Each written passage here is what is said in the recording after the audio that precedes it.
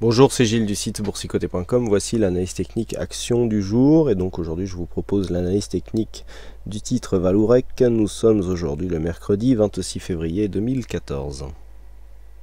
La société Vallourec, dans l'activité consiste à fabriquer des tubes sans soudure en acier, donc notamment destinés en grande partie pour un usage pétrolier ou gazier, et pour la seconde partie donc pour équiper avec des tubes soudés en titane plutôt des centrales électriques conventionnelles, donc conventionnelles et nucléaires.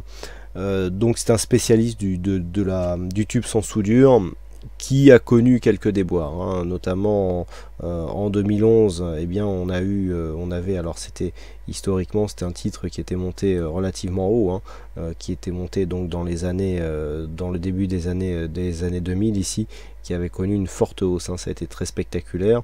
On avait culminé ici autour des 90 euros, bon, côté plus cher à l'époque, mais il y a eu des changements de structure sur cette capitalisation. On va donc il y avait eu une forte baisse ici en 2008, on avait bien rebondi ici entre 2009 et 2011, et puis là voilà, on a connu encore une fois une forte baisse ici entre 2011 et 2012. Il semblerait que les cours étaient plus ou moins dans une tendance de rebond, hein. On est venu ici marquer un mouvement haussier, mais nous allons voir que nous avons une rupture ici de ce support et que la configuration n'est pas exceptionnelle. Donc nous avons une configuration qui pour le moment d'un point de vue moyen terme était plutôt haussière, mais ce que nous pouvons constater, c'est que eh bien, ce support ici, qui est un support moyen terme, est en train de céder, puisque nous avons eu ici sur cette forte phase de baisse une première attaque. On est remonté, on a cassé cette zone et on est revenu ici sur l'ancien support comme une résistance, et puis on a gapé à la baisse ici, et aujourd'hui donc nous avons eu des résultats qui semblent pourtant relativement solides, hein, sur cette entreprise, mais cela ne suffit même pas à combler le gap. Donc ça nous fait encore un élément supplémentaire qui va dans le sens d'une poursuite de la baisse, puisque même avec des bons chiffres, eh bien, le titre Vallourec donc n'arrive pas à rebondir.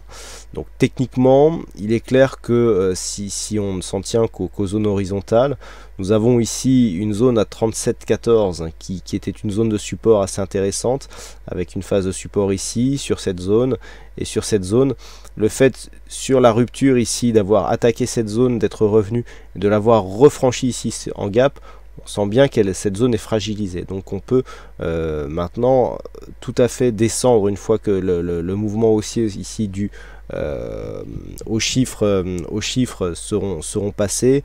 On peut très bien recasser ici cette zone à la baisse et venir tester donc la zone qui se situe au niveau inférieur, à savoir les 32,41. Donc le titre Vallourec reste dans un mouvement plutôt baissier. On a ici eu une tentative de sortie de ce trend par le haut, et avec une accélération ici du mouvement qui a totalement échoué. D'ailleurs on peut voir que techniquement c'est assez intéressant ce qui s'est passé, hein. Voilà, on revient donc sur cette phase ici de hausse qui a provoqué une sortie du trend par le haut. Je vous dis souvent que en général sur les sorties de trend haussier par le haut, on a une phase d'exagération qui se crée, et que s'il y a rechute, eh bien on vient en général assez rapidement casser de l'autre côté. Bon, on est ici sur du journalier, donc le rapidement a été relatif à l'échelle de temps. On a mis 2 mois pour venir ici, presque 3 même, pour venir directement se mettre en contact avec la zone de support, mais depuis ce contact, eh bien, la zone est nettement fragilisée. Surtout, ce qui est intéressant, c'est que nous avions eu ici cette zone comme une zone de résistance. On avait eu un premier gap, franchissement ici sur un deuxième gap, hein. On ne le voit pas beaucoup, mais il existe. Franchissement sur un deuxième gap, on retrouve cette zone ici comme support, on essaye d'aller marquer des points hauts, et puis on baisse, on refranchit cette zone ici sur un gros gap baissier, et là on enclenche le mouvement baissier. Retour direct ici sur la zone de support, et lorsque l'on déroule ici l'échelle de temps, eh bien nous avons donc rebond technique. On revient chercher ici la moyenne mobile 50 et on casse cette fois-ci cette zone de support pour marquer vraiment un signal de baisse assez marqué, puisque même ici en revenant ici tester la zone de support comme une résistance, on remarque un gap ici à la baisse, et donc gap à la baisse qui n'est même pas comblé ici sur les chiffres qui viennent de sortir, donc c'est dire si la pression est baissière ici sur ce titre. Donc pour l'instant, on reste ici dans une configuration où les cours sont sous la moyenne mobile 20 exponentielle. Le trend devient franchement baissier et il sera confirmé sur une rupture ici de cette zone des 36 €. Il est clair que la tendance n'est plus du tout haussière, qu'elle prend un biais baissier. Et on le voit bien ici sur cette phase, le fait de ne pas avoir de réaction plus forte sur des chiffres eh bien, montre que la pression reste orientée sur un mouvement baissier.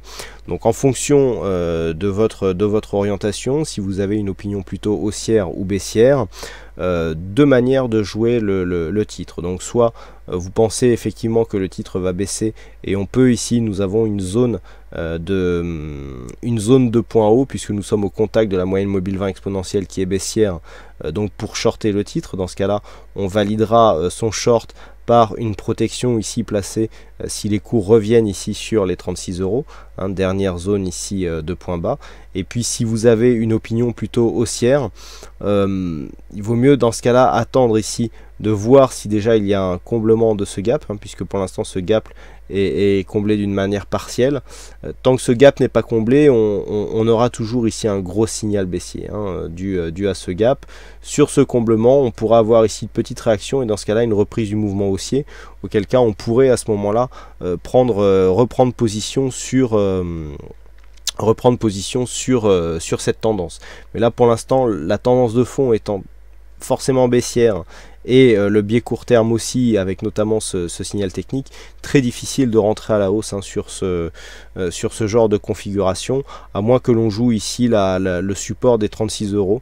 Bon, pourquoi pas, mais puisque suite au gap, effectivement, on n'est pas venu enfoncer ce support, donc pourquoi pas acheter dans ce cas-là entre 36 et 36,60 pour essayer de jouer le rebond moyen terme.